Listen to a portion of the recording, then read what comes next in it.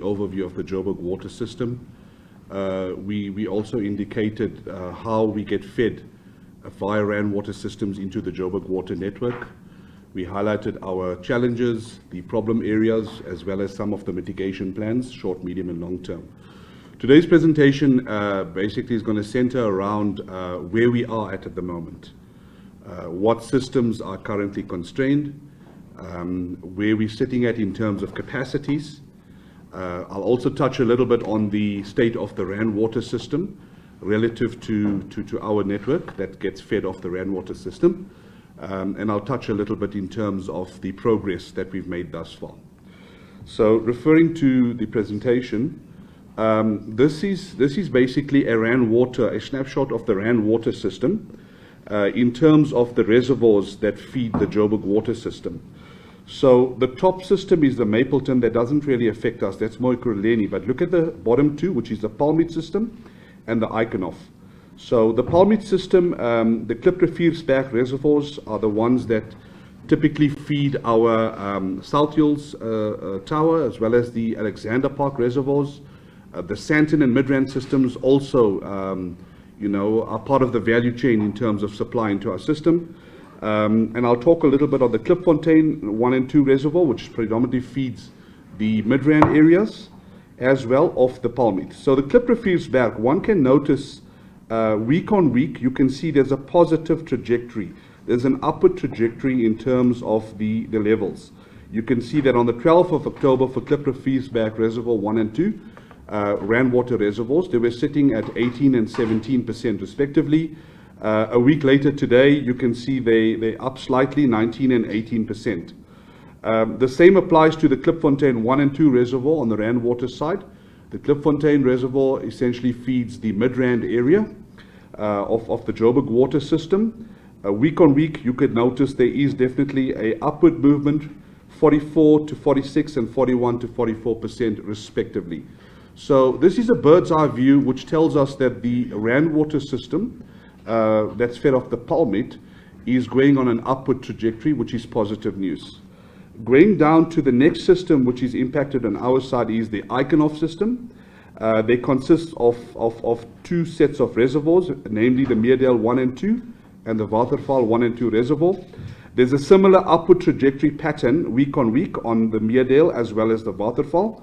On the Meerdale, one can see that on the week of the 12th, we were sitting at 13%, currently 16%. Number 2, Meerdale, 16 and 18% this week. The similar pattern for Waterval 1 and 2, they were 24% and 21% last week respectively, and they're now on an upward trajectory of 22 and 24%. So in a nutshell, what we're saying is that the RAN water system is showing signs of recovery, in the positive direction. The target that's set in terms of the, where we would want to be, the baseline of the RAN water reservoirs. This is from a RAN water perspective. They'll feel comfortable at 60%. So the projected trajectory on the Klip-Riviersberg 1 and 2 would be 60%. That is where they are targeting. So what RAN water is saying is when we reach 60%, we're going to be in a bit of a comfortable zone, which will be able to feed the systems of this reservoir. Similarly, on the Klipfontein 1 and 2, also 60% is the targeted percentage volume that they are looking at, which would keep them in a good space. On the Eikenhof system, on the Meerdale reservoirs, they're looking at a 55% projected capacity to be in a comfortable space, and a 65% on the Waterval 1 and 2. So that's where we kind of heading on in terms of the reservoir storage capacities, with these targeted percentage volumes in those reservoirs, which we highlighted. Going further into the Joburg water systems, I'm going to touch a bit on our critical systems that are currently facing water shortages. They're experiencing, poor pressures to no water conditions in some parts of the supply zone, specifically the high-lying parts of the supply zone, experiencing poor pressures to no water. So the Eikenhof system, which comes from RAN water, essentially feeds our Commander Road meter. Now the Commander Road meter is a 3-reservoir system on the Joburg water side. It comprises of the Crosby Reservoir, the Hursthill reservoirs, as well as the Brixton Reservoir and Pump Station. Essentially, all three reservoirs get fed off the Commander Road system, with the exception that we pump internally in the Joburg Water network from our Crosby to our Brixton Reservoir system. All three reservoir systems are currently constrained. It is not restricted from the Rand Water system because it is a sensitive system, meaning that Rand Water's got the lines fully open and feeding into our Commander meter. Normally, we would average about 2,500 cubic meters per hour into that system via the Commander Road meter. Currently, it is on an upward trajectory. It's currently sitting about an average of 2,100 cubes per hour. Not where it should be, but if we compare week on week, there is a noticeable improvement in the right direction. This morning, our Crosby Reservoir was sitting at 5% capacity compared to empty yesterday. Our Brixton Reservoir system is sitting currently at 46% compared to 40% capacity yesterday. Our Brixton Tower is sitting nice and full this morning, meaning that we are feeding the areas of the tower zone, respectively. Our Herschel reservoirs, Herschel 1 is currently sitting at 10% compared to 6% capacity yesterday. Our Herschel 2 reservoir is currently sitting at 31% compared to a capacity of 25% yesterday. So this is basically giving us an indication that we are going in an upward trajectory in terms of reservoir storage capacity. Similarly, one could see on the Rand Water side, they are also developing a similar pattern of an upward movement in terms of capacity. The next system that's really constrained is the South Hills Water system. South Hills Tower consists of the tower as well as a pump station. It's fed off the Rand Water Palmit system, which comes via the Rand Water Klip Refusebak Reservoir, and that essentially feeds the pump station at South Hills. From the pump station, we distribute water to the residents of the surrounding South Hills, Razana, Linmay, and Tulisa Park area, which are currently impacted. That particular meter is not restricted because it's a sensitive line. We would normally, on a good day, get about between 4 to 6 bars incoming pressure from the Rand Water system into our South Hills system. Currently, we are sitting with much reduced pressures and volume that's coming into our pump station, in the order of between 0.16 and half a bar at best times. So what this means is we are getting low to intermittent supply into the South Hills pump station, so we are unable to distribute full volume of water to our residents that are fed off the system.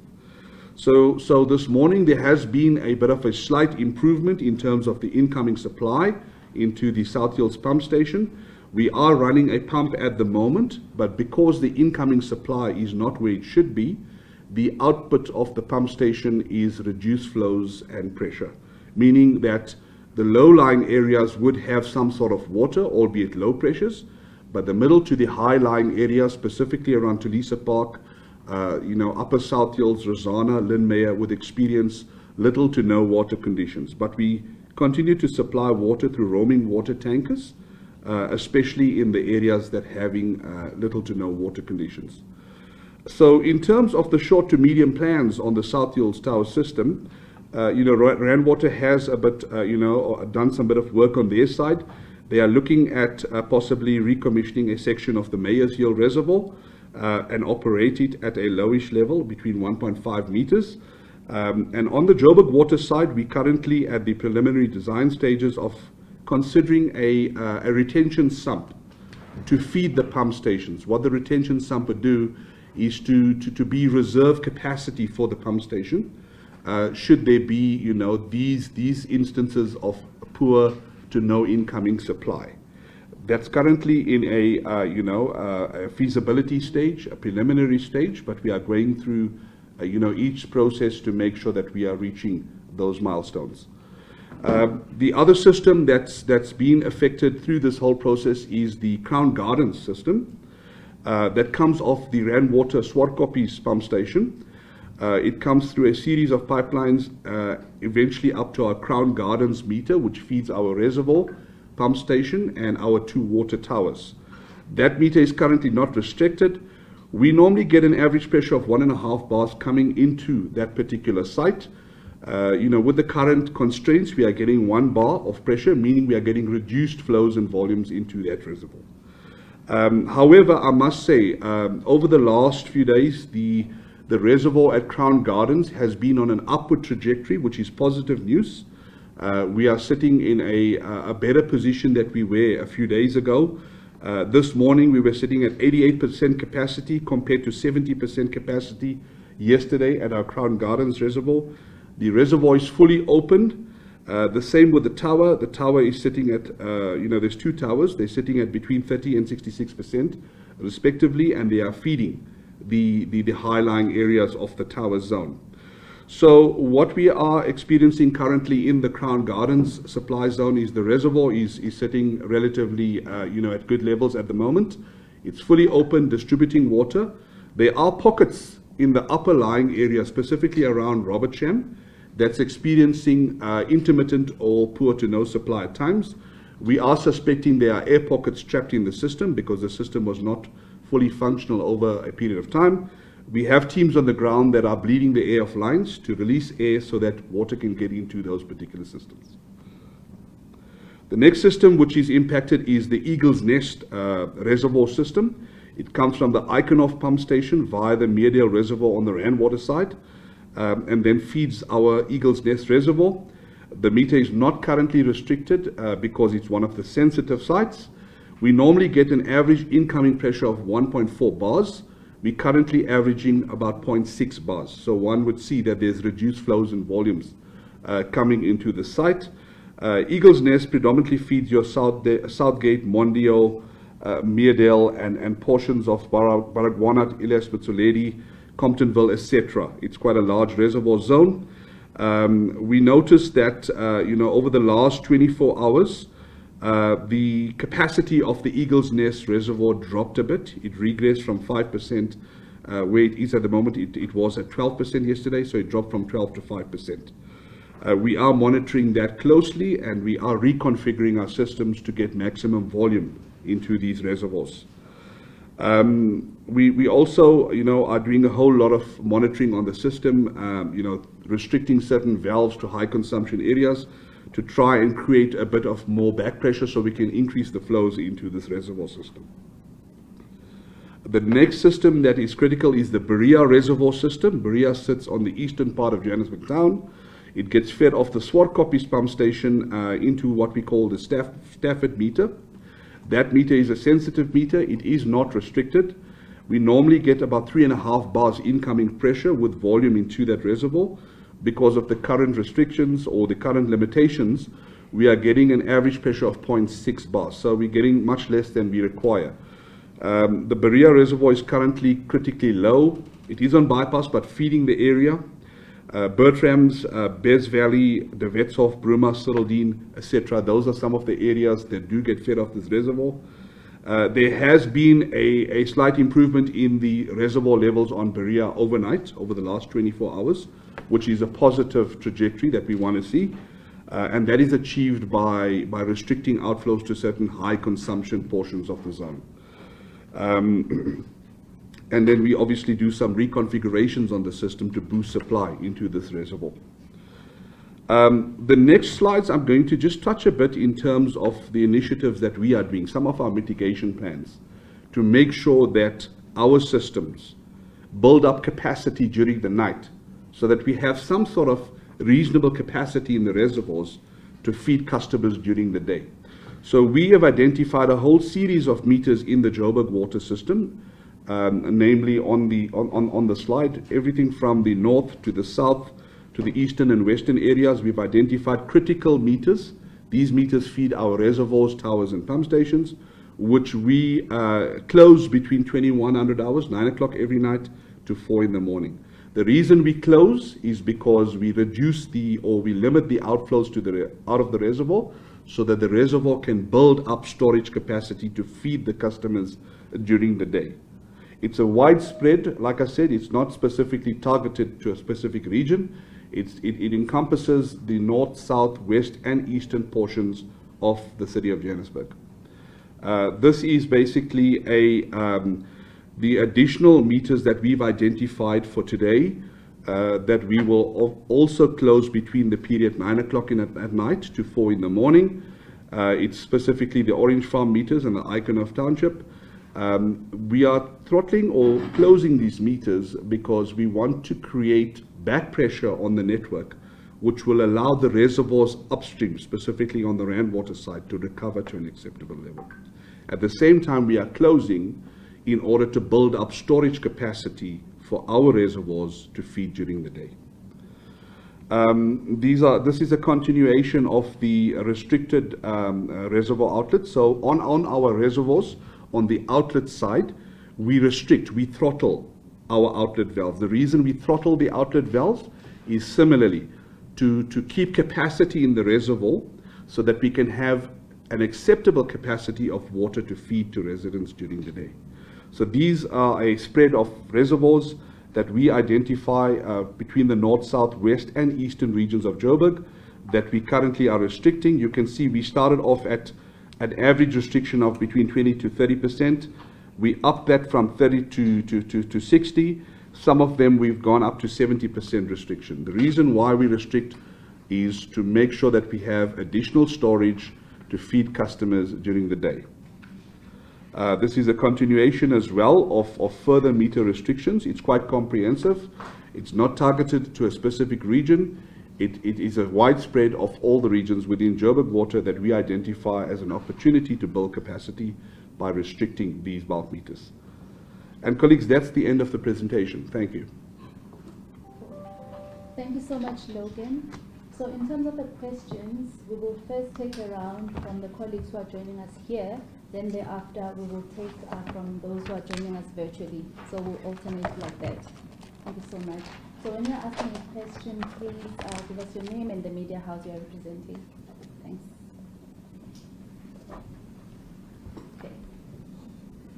Okay, so 1, 2, 3. Thank you. Good morning. My name is Ferial Hakaji from the Daily Maverick. I wonder if you could please give us an estimation of the total number of households and residents impacted by the critical water systems at the moment, because it seems like a lot, but we have no indication of scale. And then the second question is it a fair summation to say that most of Johannesburg is without water at night due to throttling in order to build up the system? And then just a final one, what's the total cost of water tankers to Johannesburg Water at the moment on average? And are they privately or publicly owned? In other words, is there a profit motive behind it? Thank you so much. Thank you very much. Christina Gori, SABC News. So my first question is, I think for end users, how does this throttling impact them? And then the second question is, how long do we expect or propose that these mitigation plans will be implemented for? Is there a plan of how long these are going to be in place, or is this just going to be the way forward from now on? And when it comes to the water tank, I think my last question is, many of the communities that we've gone out to are very skeptical of using the water that is provided in those water tankers. And what is your assurance to them that this is good, clean, quality water that's being given to them in those tankers? Thanks. Thank you so much. Ito Malamani Kaya News. Okay, what is the weekend looking like? Then second question, some areas, especially South Hills, are experiencing illegal connection from construction sites. Are you aware of that? What is Joburg Water doing to calculate? Thank you. Thank you so much. Yes, sorry, Johnny. I'm training Timpin from eNCA. Just in terms of the improvements to the system, what exactly are the reasons for the improvements? And then secondly, in terms of the timeline for the recommissioning of that First Hill Tower Reservoir, and also the retention sump, just is there a timeline in terms of when that is meant to be carried out and when improvements will be seen? And then, yeah, I'll come back. Thank you so much. Over to you, Logan. Okay, sure. I'm just making a note, thank you. So in terms of the, Frail, you asked a question in terms of the affected households. I don't have that offhandedly, but safe to say I can tell you the areas that are currently affected. It's the South Hills district, which consists of the Rizana, Lynmeyer, Tulisa Park, and Upper South Hills. There's portions of Robertsham, which is the upper portion of Robertsham. There's a few streets that's affected that gets fed off the Crown Garden system. And then off the Commando system, there's customers that, on and off get affected in the Melville portion. We've had complaints from the Emerentia as well, and the bottom end of Crosby. On the Brixton system, it's predominantly Mayfair West, and then the Brixton Tower system, which is Jan Hofmeyer and Friederdorp and the west, well, the eastern part, towards the eastern part of Johannesburg. So in a nutshell, those are the systems currently, or the areas currently that are facing, either poor pressures or little to no water coming into them. North, Sorry, it's basically a mix. So Friederdorp and Jan Hofmeyer is more western part, but in an easterly direction. So it's basically on the westerly part of town, going towards, if I can orientate, the Mike 1, the M1 highway.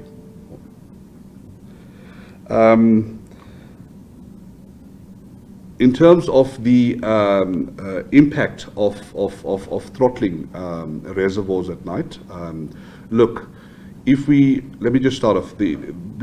Throttling means not 100% closed. So it means that the valve will be partially closed, not 100%. So there is a degree of water that goes into the area. The reason we do that is because if you fully close the valve, you introduce air into the system. And air and water do not mix. You get resultant bursts when you start up, and then it takes a period of time to bleed the air off the system. That is why we do not fully close. However, there are some systems that we have to fully close, because if we do not do that, we do not build up sufficient storage overnight to feed during the day. In those cases, we have teams available. Remember, we are 24-hour operations, so we have teams available that come out early in the morning when we open the reservoirs that are closed, even the ones that are throttled, that bleed air on the lines. And then obviously we listen, we keep our ears on the ground. If there's specific, isolated portions, we will direct our teams to go there accordingly.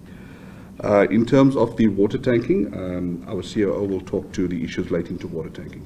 Thank you. Okay, thanks, and morning, and thanks for the question. With regards to water tankering, it is an outsourced service, and it's in two folds. You have your day-to-day, which is a service which is dedicated to informal settlements. You are well aware that within the city of Johannesburg, there's about 312 informal settlements. And because of the nature of the settlements, there hasn't been provided with potable running water.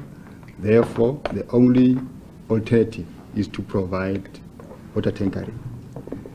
At any given point in time, there's about 61 water tankers deployed to various informal settlements from Orange Farm to Ivory Park.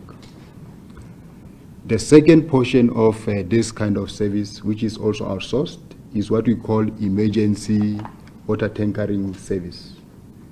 During this period of the crisis or water disruptions, there's about 55 water tankers at different settlements where we are assisting those systems which are constrained.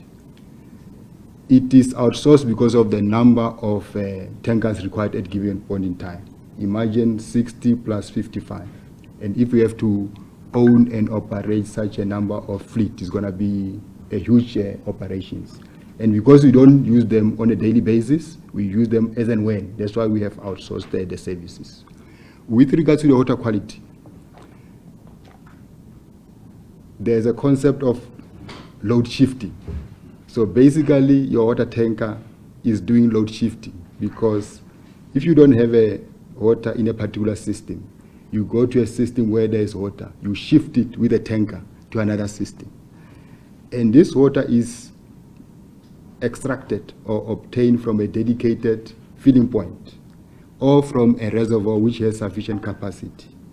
And we have our samplers from our water lab who test this water on a daily, regular basis. And if you go to our annual reports, you will realize that we provide the water quality results on a regular basis to say, this is the water from the rainwater, this is the quality of water from our system. So we can rest assured the community and the residents of the state of Joburg that the water quality from the tanker, from the reservoir, is the same quality. And there is adequate assurance to make sure that this water is safe for consumption. Thank you, CEO. The cost of the water tankering business, it varies. There was a question also from the NCOP to say, how much does it cost?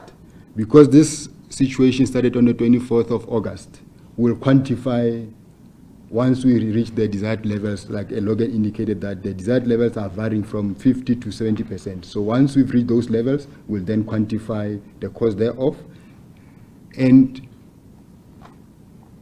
the bulk service contract with the rainwater makes provision for us to engage when it comes to compensation for such services. So we'll embark on that particular engagement and then we'll take it from there. Hence, we can only provide that once that assessment has been concluded. Thank you, CEO. I just made a note of some of the other questions in terms of the timeframes of the plans. Look, at this stage, we cannot definitely say this is by when we will cease our throttling operations and so forth. But we are monitoring it very closely on a day-to-day basis. We have daily engagements with rainwater in terms of operational requirements or challenges with a view of sorting out these challenges. But safe to say we are monitoring. The positive is it looks like it's going in the right direction, like from the reservoir storage levels. So we will continue to monitor that. In terms of the weekend outlook, look at this stage, in terms of what the current reservoir levels are, safe to say Crown Gardens looks a bit positive because it has, shown signs of reasonable improvement. There are isolated pockets in Robert Sham, like we mentioned, that are experiencing poor pressures to no water. We have teams on the ground as we speak to walk the lines, bleed and check all valves to make sure that everything's in order. The South Hill system at this stage is still constrained. I did demonstrate that the incoming supply is not sufficient. So as a result, although we are using one pump to pump into the area, the low-lying areas will still have some sort of water, but with reduced pressures. But the middle to upper portions will still experience no water to extremely poor pressures. The Commando system is also constrained. Our Hursthill system and our Crosby system is still under strain, specifically around the Emerentia, Melville. Although there's intermittent supply that comes and goes, we are monitoring the situation. The Brixton system looks positive because we could see over the last 24 hours there seems to be an upward trajectory in terms of the reservoir level. We're not in the clear, we're still low, but we are monitoring. In terms of the illegal connections, look, we have a process in place and a department in place specifically in Johannesburg Water that monitors and deals with illegal connections. So there is obviously a process that's followed when we become aware of an illegal connection, and it also involves a degree of bylaw enforcement. We are supported by JMPD as well. So we would welcome if there's maybe cases of illegal connections that we might not be aware of. We would welcome that information so we can look into that and take the necessary steps to correct it. In terms of why did the improvements happen, I think I did explain that. One of the things that's worked in our favor is the throttling of the certain meters and reservoir outlets. The throttling allows us to keep storage back in the reservoir so we can have sufficient storage in the morning to feed our customers. What has also helped is in terms of the rainwater system, where certain meters were closed, get closed between 9 o'clock and 4 o'clock. That allows their systems to recover and have storage to feed not just Joburg, but Ekurhuleni and Pretoria as well. So the improvements is a consolidated approach. We cannot owe it to one specific intervention. There's multiple interventions that's happening in our network as well as the rainwater network on their side to try and boost our systems to acceptable levels. The timelines, there was a question on the timelines, the retention sump and the Mayorsville. Look, the timelines for the retention sump, it's still at its infant stages at the moment. It's preliminary, so it will be improper for me to speculate a particular time frame. But safe to say, our engineers are working on preliminary designs, and that will be communicated accordingly. Similarly, on the Meyersville side, that is a rainwater reservoir. I cannot comment on that, but safe to say they are working on an action plan. They did give some sort of indication that there is progress on that, but they are yet to communicate that officially. Thank you. And just to add on the other factors which are contributing to the favorable situation.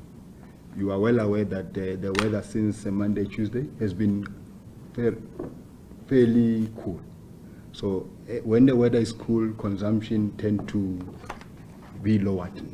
So that has helped the system to recover to where it is now. And we're hoping that the same weather pattern continues over the weekend so that we can recover even much better. So if it becomes hot, then we might experience a regress from what we have gained so far. So the weather has also played a part in making sure that the system stabilizes. Thanks, Koo. We'll take questions from those joining virtually.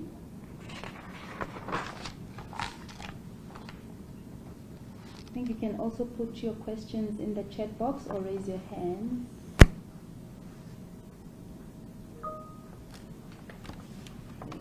So we've got a question from Sherry from the Mail and Guardian. I think Logan has spoken to this. What is the timeline for the recommissioning of the Meyersville Reservoir? And is this the same reservoir that has a leaking crack? When was this leaking crack detected, and how does this influence the severe water stress in the area for the last 50 plus days? Logan, I think you did respond to that, but perhaps the second part. Perhaps just to clarify, if they're referring to the Meyersville Reservoir, the Meyersville Reservoir is a rainwater reservoir. I cannot comment in terms of cracks and the extent of how the reservoir has been compromised. It's not clear to us fully at this point in time if it's referring to Meyersville, but rainwater does have a plan in place. They did allude to the fact that they would be looking at recommissioning a portion of the reservoir, albeit with a reduced level, but they will need to highlight the timelines for that particular project. Maybe just to clarify as well, with this kind of reservoirs, because of the sheer size, you require the approved professional person, because these reservoirs are normally classified. So because of these current challenges, there was an assessment by an approved professional person, APP, and has since given a green light to say these reservoirs can be operated safely at a particular level, albeit the current cracks, and work to attend to some of these shortcomings in these particular reservoirs has since taken place, hence the green light from the APP to proceed with operating this level at a particular level, which ideally should be around 1.5 or so, not higher than that. So the timelines, like Logan indicated, we agreed with Rainwater that let's consolidate the plans for both the recommissioning of Meyersville as well as the plans for the construction, design, and feasibility for the sump we are looking at. So the team is currently working on that, and by next week, Monday, Tuesday, we'll get a report, and then I think at later press briefings we can give an update as to where we are in terms of those two interventions. Because the main issue is to get the level of Klipsrivier higher, because currently sitting at 90%, and it operates properly when it's sitting at 25% and 35%. So for you to operate Meyersville together with the sump we are planning, you need to make sure that level of water on the Klipsrivier is higher, so that you can have enough supply to those particular pumping systems. Okay, so we've got two more questions. So one from Alex. I think this is for you, Koo.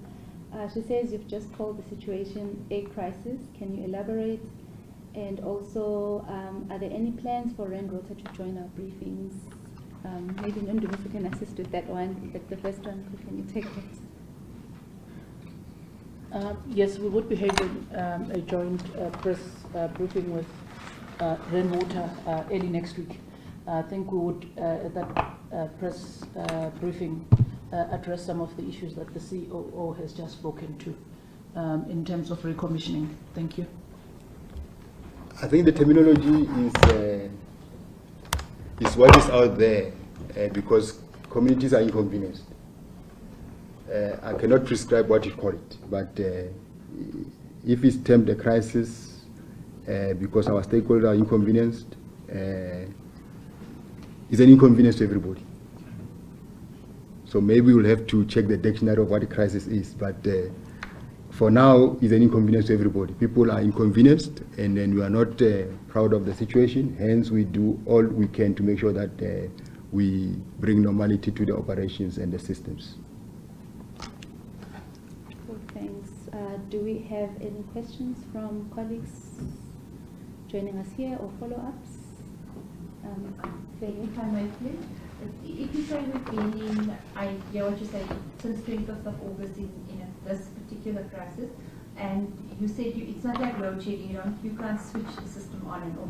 When do you expect that we'll begin to emerge from this period, which people are experiencing as a crisis?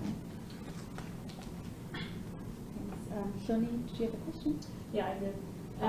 Yeah, maybe just additionally to that, so I can appreciate that obviously there's works in progress, but for people who want to understand when they're going to start having water, is there no way of saying in maybe 3 months or maybe whatever the time is, because it's been 6 weeks, 7 weeks for people. So again, I appreciate that there are things that are happening, but when you don't have water, quite frankly, we've been told by people that they don't even care about the reasons that have been given by both Joburg Water and Rand Water. So is there a way of saying more concretely to say that this is when you'll have water?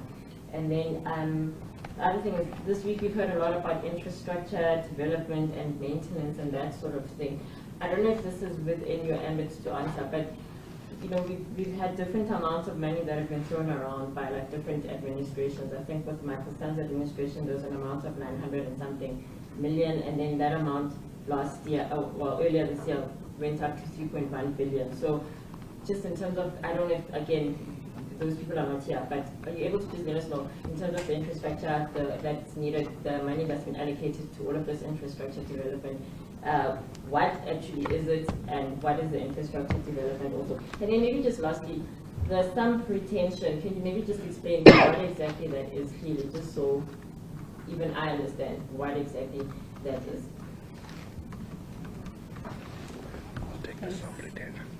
Yeah. With regards to when will the situation become normal, I think that Logan showed the slide. If you can just go to that slide to say the first slide. Where is it? I just want to put it. Yeah, let's go to the first slide, the first one. Yeah, this one. Yes, put it on slideshow. Because this slide is very important. You can see there the targeted percentages. You can't see because yeah. We'll say yeah. So that's the ideal or the desired target, because if your reservoir levels from the bulk supplier are at those levels, then the system is considered to be normal. Everybody is getting water without disruptions. When are we going to get to those levels? We are currently sitting at 36%, and we were at 33% yesterday overall. So some systems recover quicker, some recover slower. But if the weather continues the way it is, and we have the first summer rains, we can rest assured the situation will normalize. Because the main issue is when you have a heat wave, then high consumption happens, which affects the system to recover. So I can't say in 2 weeks' time or 3 weeks' time, but I'm praying that it rains within the next few days so that the system can recover and we don't have any major disruption to the system. Because if load shedding happens or something else happens within the system, it will affect our recovery plans. The issue of the budget, each and every financial year, we get budget from the shareholder within the city. And if you recall from the presentation done by Logan on Tuesday or Monday, where he outlined the non-revenue water interventions, and the budget for 2023-24 financial year for all the non-revenue water interventions, which includes leaking reservoirs, replacement of zonal bulb meters, active leak detection, pressure management, retrofitting and removal of wasteful devices, bylaw enforcement, water pipe replacement, and domestic meter consumption replacement is sitting at 206.330 million rand. That's the budget for this financial year for all the interventions towards non-revenue water. With regards to the overall budget for Joburg Water for the 2023 financial year, we're sitting at close to about R1 billion. And that budget gets revised on an annual basis depending on the needs. And Logan will take other questions regarding the sum retention time. Sure. Thank you, Ku. So essentially, a retention sump is a mini storage reservoir. You know, at the moment, the pump is actually drawing water from a pipeline directly and pumping into a water tower or into the area.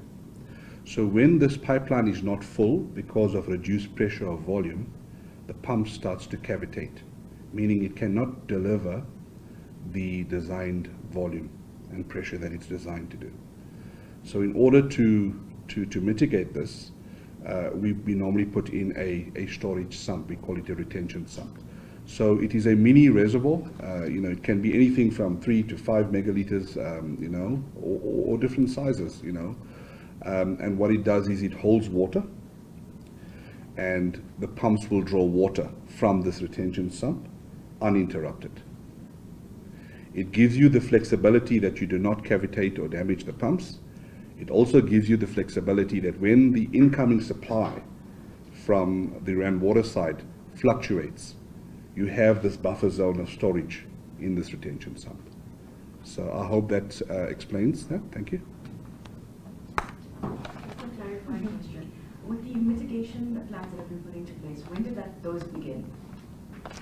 The throttling and the closing of the reservoirs from 9 to 4 p.m., when were they implemented? Yeah. Look, it hasn't happened now in the middle of the crisis. I can tell you that. You know, we started, you know, quite a while back. In fact, you can recall at the beginning of the year and end of last year as well, when there were operational issues at Rand Water, we started throttling certain systems, and we kept it throttling, you know, to an acceptable level where customers would not be interrupted. In light of the current challenges, we started at the very inception to increase the throttling, and that has landed us where we are now, to a state where we are saying that the throttling is giving us some intended results in that we are building up storage capacity for the day. Thank you. Thank you. Do we have any questions from those joining virtually?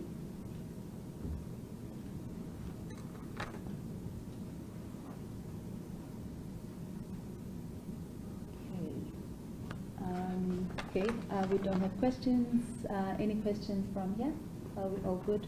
Oh, show me. Sorry, can I just ask one more question? And again, I'm asking questions that maybe aren't for here, but who takes responsibility for what's happening? And the COO talks about the crisis and that your stakeholder is inconvenienced. So just in terms of the accountability for all that's happening, where does that lie? I think the current inconvenience is felt by the residents of the city of Johannesburg. And Johannesburg Water is an entity of the city of Johannesburg. So that's a shareholder. So council of the city of Joburg is responsible or oversees the functioning and the business of Johannesburg Water. So by virtue of that, council takes responsibility of what is happening, because the population within the city of Joburg is inconvenienced by disruptions in the water supply. So it can only be the accounting authority who becomes accountable for a particular situation at a point in time.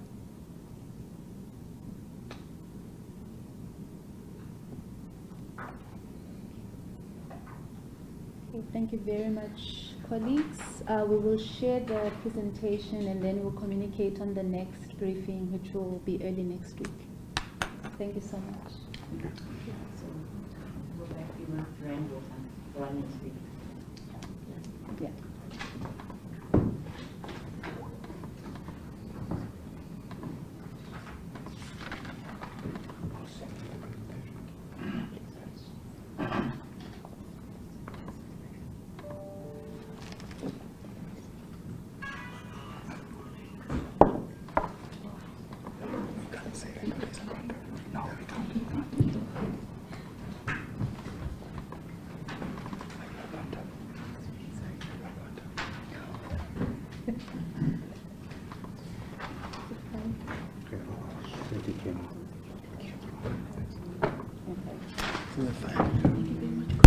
Okay, It's fine. You are not accountable again. So put it away. They must go ask the city. Huh? They must go ask council. No, they're coming. They've got the press. But won't you- Are they coming now? Are they? I don't know. Who? The city. COJ. over here. Yeah, they will have their press conference today. Yeah. Oh yeah. This is what. Yeah. That's what they were planning Yeah, yesterday. yesterday. So we should stay here or we must go? No, it's there. We said they can have the room. Oh, what are you talking about? No, they wanted to stop us. And we were like, oh. What is it? Okay. I hope this is off. Thanks so much, Logan. Thank you. Thanks, Logan. Can you share your presentation? Yes, I'll send it to Nambuza. Let me just send it to you.